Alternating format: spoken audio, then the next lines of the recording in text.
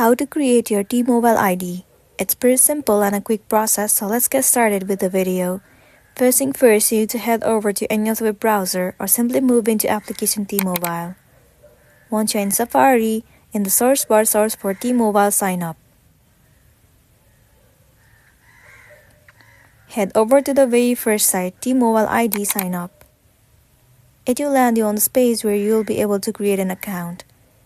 In order for you to create, first thing first, what you need to do is enter your first name. Once you've entered, enter the last name. Now enter the phone number. You need to enter active phone number.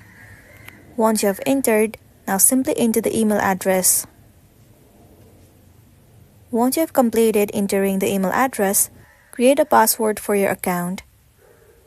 Once you have created the password, now all you gotta do is click on Create T-Mobile ID. If all of the informations are correct, then your account will be logged in and your account will be created successfully. So this is simply how you can create T-Mobile ID. If this video helped you, give it a like and check out our next tutorial. Thank you.